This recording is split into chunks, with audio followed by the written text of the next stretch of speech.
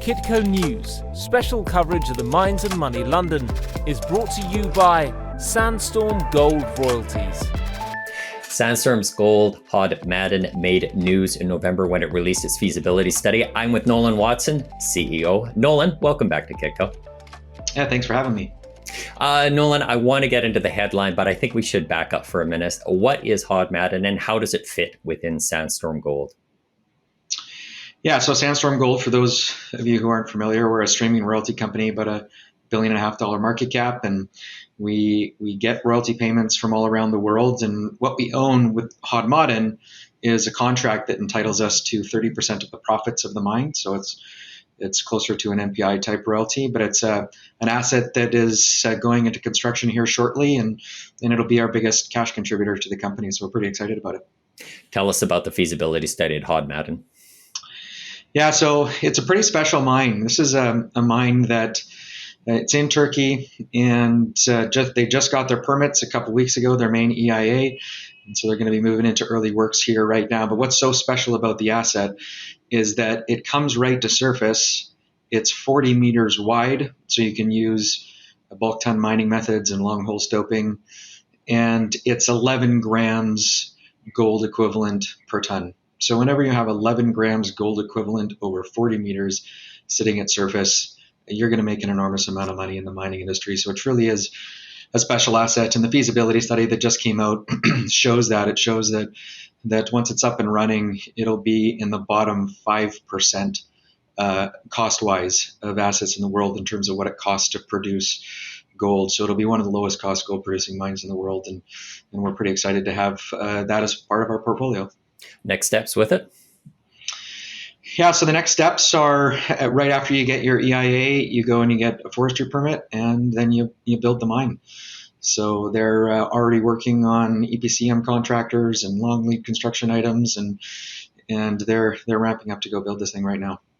Now, Turkey has been in the news just with what's happening with their finances right now. Also, there's you do have assets in South America as well. Can you talk a bit about jurisdictional risk, Nolan? Yeah, so one of the nice things about being a streaming royalty company is you get to diversify all around the world. So we're in many different countries. We've got about 230 royalties all over the world in all sorts of jurisdictions. And if there's one reason that we're in the gold business, it's because we believe that fiat currencies are terrible and terrible investments. And it's just a matter of time until all of them erode the purchasing power of those dollars. And we're seeing it live in Turkey right now. They're printing money, and the value of their dollar is dropping, and that causes a lot of inflation in the country. But at the same time, it doesn't impact what we have, which is gold in the ground that's going to be produced at a very, very low cost and will be very, very profitable. In fact, the fact that they're going through those things in Turkey makes it all the more reason that their government needs mines like this up and running, generating cash flow and stabilizing government coffers, if you will. So this is why we own gold. We love gold because we hate fiat currencies. What are you doing with stakeholder relationships around the mine just to make sure that people are aware of the assets? Yeah, in terms of you mean people in Turkey and on the ground near the project? Generally, when you're assessing projects around the world, just regarding stakeholder relations. Oh yeah, one of the key things, because we don't operate anything, it's being a royalty company, other people operate it, is what we're trying to assess is really two things. One is, what do the locals feel in terms of development in and around them? Are they opposed to it? Do they like it? And really that differs jurisdiction to jurisdiction. It can even differ town to town. So you have to go in and do an assessment of that.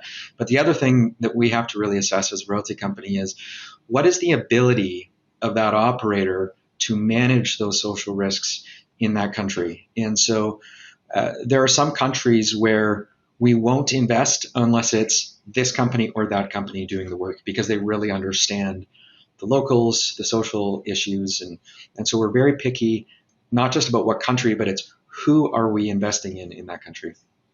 We've seen movement in the streaming and precious metal space. We've seen investment that has come into it. We've seen some tie-ups in the space. What do you do to stay competitive in the industry, Nolan? Yeah, the streaming and royalty space, I've been in it for about 18 years now, and it's grown from collectively about a $2 billion collective market cap worldwide when I was in it to about $70 billion today. So we've seen a lot of growth in the space, but what we've also seen is a lot of adoption by mining companies using streaming as a financing of choice. So I would say the demand really has almost outstripped the supply side in the streaming space. So we are right now being absolutely inundated with deals. I would say that even 2 years ago, we'd have about one new deal come across our desk every 2 or 3 weeks. We're getting about a new deal every 3 days right now. And we're drowning and we're trying to keep up with evaluating all of these things. So there was a little bit of time in the middle of COVID where it felt like deals dried up and it felt really competitive and IRRs were sort of ground down in the royalty space, but we're not seeing that right now. It's full steam ahead and there's lots of deal flow. So staying competitive is the least of my worries right now. It's just getting all the work done is what I'm worried about.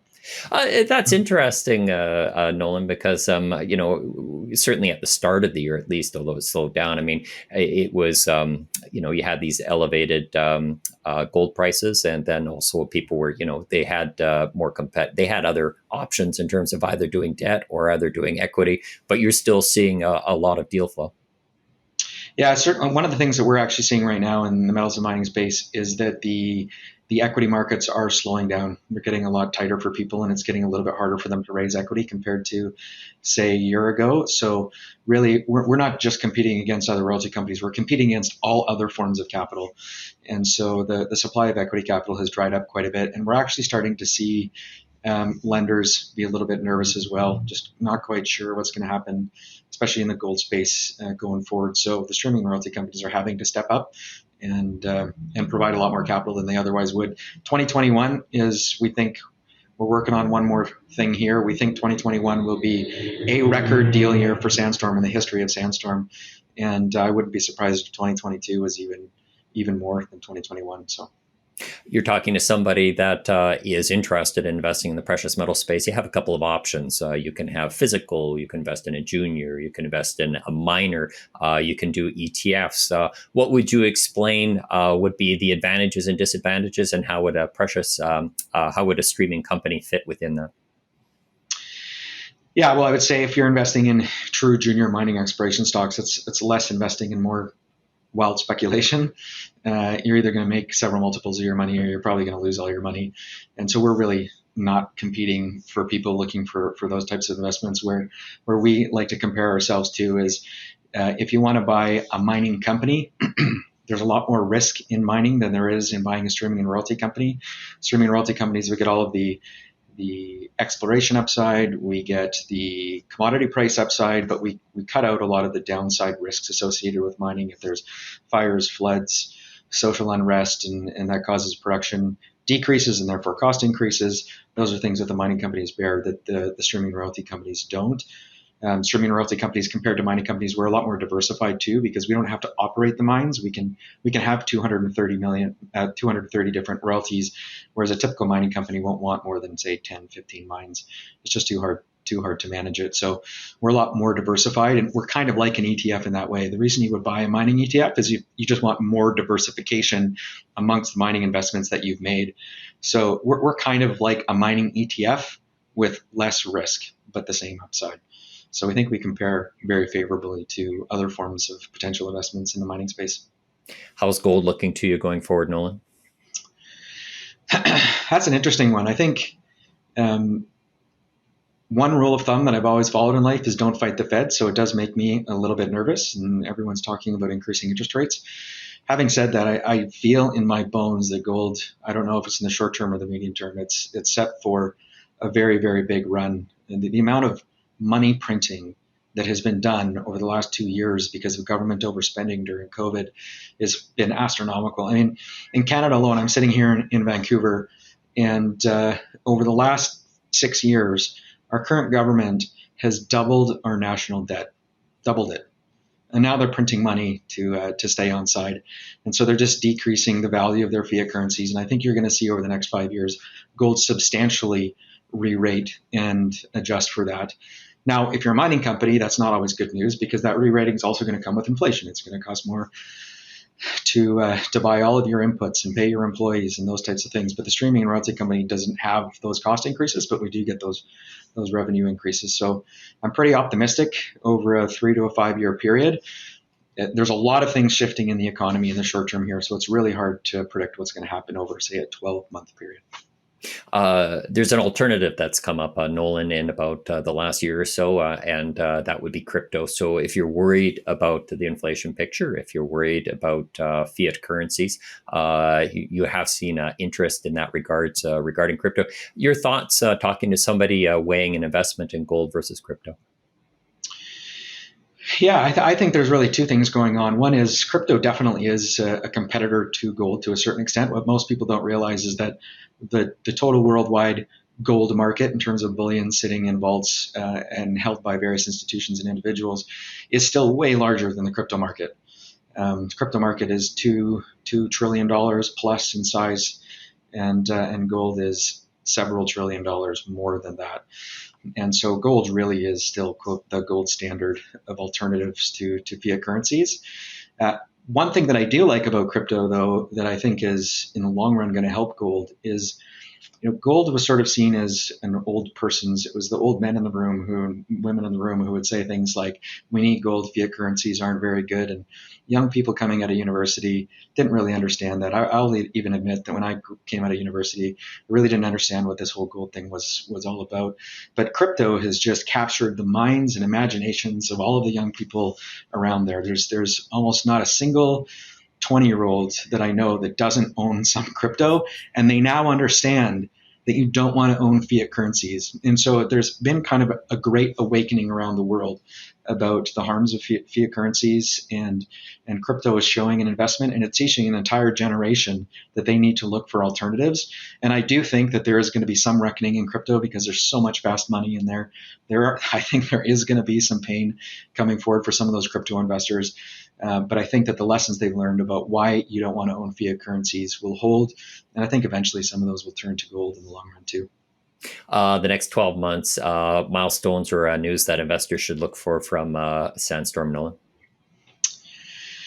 Yeah, so I think the next 12 months is going to be a story of deal flow and streamlining. So one of the things that we've been trying to do for a long period of time is figure out how to turn that 30% profits interest that we have in Hod Maden into more of a traditional stream or royalty. And now that we have an EIA in hand and we put out our feasibility study, that unlocks a bunch of potential ways that we can do that.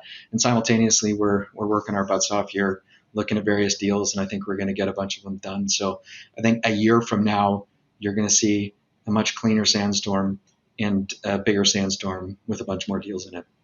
Terrific. Nolan, quickly, what's the production profile for Sandstorm in that you're predicting for the next say 5 or 10 years out? Yeah, so today we're sitting here just over 60,000 kind of royalty ounces a year, which translates into just shy a bit below $100 million of free cash flow a year, because we don't have all the costs of mining companies. It's an enormous amount of free cash flow that those ounces turn into. And over the next 5 years, once Hod Maden's up and running, that'll double. So we should be up to 120,000 gold equivalent ounces a year, and cash flow should double as a result. Nolan, thank you very much for speaking with Kitco. Thank you. Appreciate it. He's Nolan Watson, CEO of Sandstorm Gold. My name is Michael McCrae, and you are watching Kitco Mining. Kitco News, special coverage of the Mines and Money London, is brought to you by Sandstorm Gold Royalties.